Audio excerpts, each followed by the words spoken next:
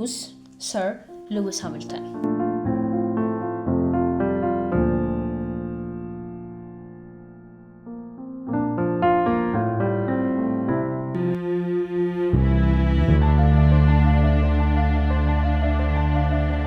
ሉዊስ ካርል ዴቪድሰን ሃሚልተን በጥር 7 ቀን በ1985 ዓ.ም በእንግሊዝ ተወለደ። በሬሲንግ ታሪክ ታላቅ ጀግና ከመሆኑ በፊት የነበረው የልጅነት ህይወቱ በሁለት ነገሮች የተቃኘ ነበር፤ ፍቅር እና ጽናት። ሉዊስ ገና በ2 ዓመቱ እያለ ወላጆቹ እናቱ ካርመን እና አባቱ አንቶኒ ሃሚልተን ተፋቱ። ሉዊስም የመጀመሪያዎቹን 10 ዓመታት ከእናቱ ጋር ኖረ። ነገር ግን የ10 ዓመት ልጅ ሲሆን የሬሲንግ ህልሙን ለመደገፍ እንዲችል ከአባቱ ከእንጀራ እናቱ ሊንዳ እና ከወንድሙ ኒኮላስ ጋር መኖር ጀመረ። አባቱ አንቶኒ ሃሚልተን የሉዊስን ስራ ለመገንባት በህይወት ውስጥ እጅግ ትልቅ መስዋዕትነት ከፍሏል። ሉዊስ ገና በልጅነቱ በካርቲንግ መኪናዎች መወዳደር ሲጀምር ወጪው እጅግ ከፍተኛ ነበር። አንቶኒ ለልጁ የሬሲንግ ፍላጎት ለማሟላት በ3 ስራዎች በአንድ ጊዜ ይሰራ ነበር። የሉዊስን የመጀመሪያ ካርቲንግ መኪና የሚገዛው ቤቱን በማስያዝ ነበር። አንቶኒ ለሉዊስ አሰልጣኝ፣ መካኒክና አባት በመሆን የልጁን ስራ ከመጀመሪያው ጀምሮ ያለ እረፍት ደግፎታል። ይህ የሉዊስ የኋላ ስኬት በጽናትና በቤተሰብ መስዋዕትነት ላይ የተገነባ መሆኑን ያሳያል። ሉዊስ የ6 ዓመት ልጅ እያለ ነው ለመጀመሪያ ጊዜ በካርቲንግ የውድድር ሜዳዎች መታየት የጀመረው። በ10 ዓመቱ የብሪቲሽ ካርቲንግ ሻምፒዮና አሸናፊ ሆነ። እሱ በተፈጥሮ እጅግ ፈጣንና ጎበዝ ከመሆኑ የተነሳ ብዙም ሳይቆይ የፎርሙላ 1 ዓለም አቀፍ ትኩረት ስቧል። በ10 ዓመቱ ነበር ሉዊስ በማክላረን ቡድን ኃላፊነት ላይ የነበረውን ታዋቂው ሮን ዴኒስን ያገኘው። በአንድ የሽልማት ስነ ስርዓት ላይ ደፋሩ ትንሽዬ ሉዊስ ዴኒስን ቀርቦ እርስዎ የዓለም አቀፉ የማክላረን ቡድን ኃላፊ ነዎት? እኔንም በቡድኑ ውስጥ ሬሲንግ እንድሰራ ፈልጋለሁ አለው። ዴኒስም ተገርሞ ከ9 ዓመት በኋላ ደውልልኝ ብሎ ፈርሞለት ነበር። ከ3 ዓመታት በኋላም በ13 ዓመቱ ማክላረን በእውነት ደወለለት። ሉዊስ ሃሚልተን በማክላረን የወጣት አሽከርካሪዎች ፕሮግራም ውስጥ የተካተተ በታሪክ የመጀመሪያው ጥቁር አሽከርካሪ ሆነ። ማክላረን የመጀመሪያው ቀን ጀምሮ የሉዊስ የስልጠናና የእሽቅድድም ወጪዎችን በሙሉ ይደግፍ ነበር። ይህ ድጋፍ ነበር በቀጥታ ወደ ፎርሙላ 1 እንዲገባ ያደረገው። ከባድ የሥራ ስነ ምግባሩና ድፍረቱ ቀድሞ ያሳየ ልጅ መሆኑ ያረጋግጣል። ሉዊስ ሃሚልተን ከካርቲንግ በኋላ ወደ ከፍተኛ የሬሲንግ እሽቅድድሞች ወይም ምድቦች ቀስ በቀስ ተሸጋገረ። በፎርሙላ 3 እና በጂፒ2 ተከታታዮች ሲወዳደር በየደረጃው ያለውን ብቃትና የበላይነት አሳይቷል። በተለይም በ2006 ዓ.ም የጂፒ2 ሻምፒዮናን ባሸነፈበት መንገድ ወደ ፎርሙላ 1 ለመግባት ዝግጁ መሆኑን አረጋገጠ። ይህ ድል በቀጥታ ወደ ታላቁ የእሽቅድድም ዓለም ለመግባት ዋስትና ሰጠው። በ2007 ዓ.ም ሉዊስ ሃሚልተን በታሪካዊው ማክላረን ቡድን በኩል ወደ ፎርሙላ 1 ገባ። ይህ እርምጃ በዓለም ዙሪያ ትልቅ ትኩረት አግኝቶ ነበር። ሉዊስ ሲመጣ የቡድን ጓደኛው በወቅቱ የ2 ጊዜ የዓለም ሻምፒዮና የነበረው ስፔናዊው ፈርናንዶ አሎንሶ ነበር። ይህ የጀማሪ አሽከርካሪ በቀጥታ ከዓለም ሻምፒዮና ጋር መወዳደሩን ብዙዎች ፈርጀውበት ነበር። ሉዊስ ሃሚልተን በኤፍ1 የመጀመሪያ ዓመቱ የፈጸመው ነገር በታሪክ ውስጥ ተወዳዳሪ አልነበረውም። የመጀመሪያውን ሬስ ከ3ኛ ደረጃ ጨረሰ። ለመጀመሪያ ጊዜ በፖዲየም ወይም የአሸናፊዎች መድረክ ላይ መቆም ችሏል። በዚያው ዓመት 4 ሬሶችን አሸንፏል። እናም በውድድሩ መጨረሻ ላይ በፍጹም አቻ ባልሆነ ሁኔታ የዓለም ሻምፒዮናውን አጥቷል። በመጨረሻ ሬስ ላይ 1 ነጥብ ብቻ በማጣት ሻምፒዮናውን ከእጁ አመለጠ።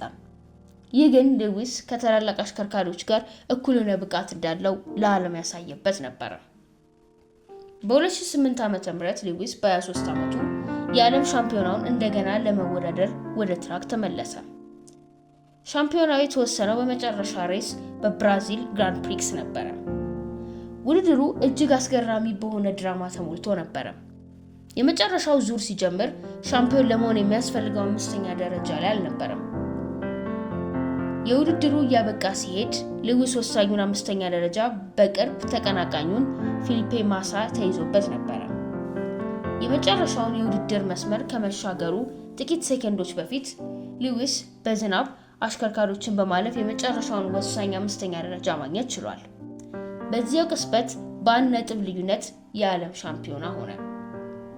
በወቅቱ በዓለም ላይ ትንሹ የኤፍ1 ሻምፒዮና ሆኖ ታሪክ ሰራ። ሉዊስ ሃሚልተን በመክለረን ለ4 የውድድር ዘመናት ቆይታ ካደረገ በኋላ በ2012 ዓ.ም በመጨረሻ ላይ ታሪካዊና አስደናቂ የሆነ ውሳኔ ያደረገ።